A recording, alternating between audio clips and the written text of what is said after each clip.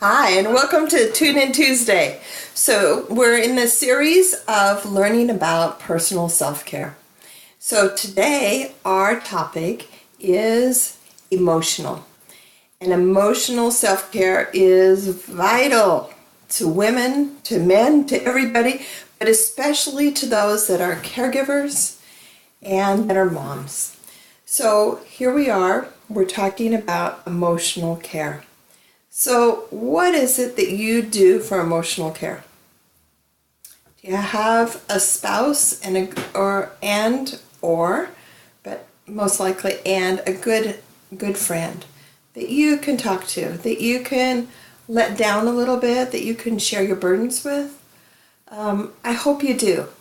And I have a few good friends, but one in particular.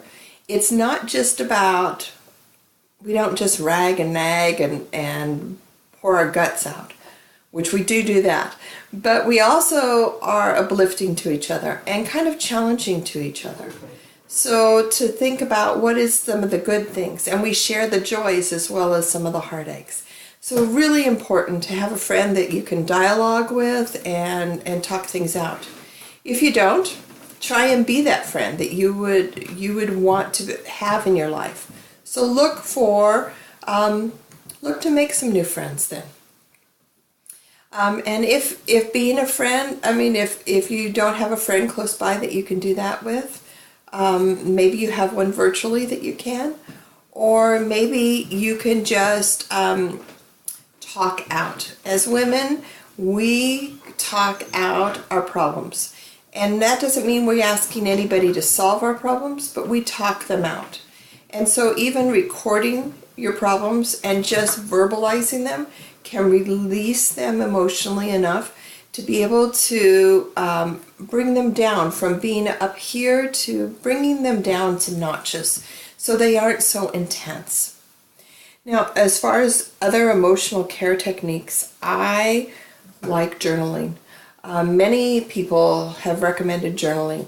And if journaling in a traditional sense doesn't work for you, another way may be that you express it through art, through paint, through some other media as opposed to a handwritten journal. Maybe you want to even do a smash book or something like that, some art journaling. One of the things that is very popular now, and thank goodness it is coloring. And these wonderful, beautiful coloring books, and find one that you like, and they're available everywhere now, and the prices have come down, and it's kind of exciting to see all the different ones. But find yourselves the pencils that you like, or grab some of your kids' pencils or crayons and color, and just to be able to bring that emotional state, get yourself refocused. Some other tools that I use for emotional health would be flower essences, energy work, essential oils, all of which are becoming more mainstream and more available in different ways. So look for some things that maybe will work for you. You can even see on my lavender shelf behind me, I have bottles of all different kinds of essential oils, and I have been using essential oils before it became popular. Way back 30 some years ago, I started using essential oils when they were a lot more difficult to find. So those are a few things that are physical that actually help the emotional. And just like everything else we've talked about so far, everything crosses over and integrates one with another. And so going and getting a massage may seem like it's a physical thing, but it's really an emotional release. It's also a part of some self-care if that's something that you choose to include. So, and then if your massage practitioner is using some essential oils in with the massage oil she's using, you're really getting a very rounded, integral experience in your self-care. Now, another thing that I would like to encourage you to do for emotional care is to watch your verbiage. Now, You're probably going, what does she mean, verbiage? Watch what comes out of your mouth, especially about yourself. And then go a little deeper and watch what it is that you are thinking about yourself. So are you thinking, those negative thoughts? If we were to gauge from here to here, let's just say, for instance, that that's about 60,000. And that's about how many thoughts scientists have been able to determine that we have per day. 60,000. And we know that we actually cognitively have the choice to choose what we think. But many of us do not do that. We just kind of ride with life and with what's going on. But we have the opportunity to choose what we think. And it is an exercise, just like all those other muscles that we've talked about we need to stretch, the physical and the mental. But this is an emotional muscle that we get to stretch and build. So when you start to have a negative thought, try and make it the focus that for one day you are going to try and flip some of those.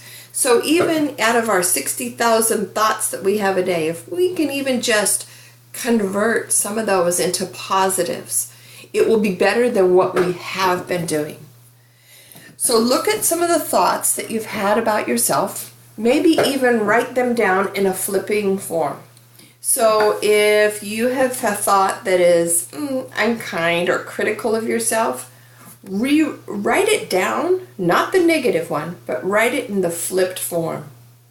And then maybe post that where you can see it, or maybe you don't want other people to see it. So maybe you just have it in a notebook or something, or in your calendar. So think about those kinds of things, of flipping those negative thoughts and trying to cognitively choose some thoughts that will lift you and inspire you and help you to feel good about yourself. And I'm not talking in a prideful sense or a self-absorbed sense, but I'm saying, hey, I was really compassionate with this person. And giving yourself a little pat on the back. Or maybe saying, I really like the way that I handled that with that child. It helped me to be a little more patient.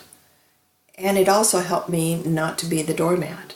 So look at and say, okay, I handled that better. So start making a list of the thoughts that you would choose to have, as opposed to what just kind of goes on that automatic cycle. So for our we're not talking about spiritual, we're talking about emotional. So for our emotional health, and they all integrate.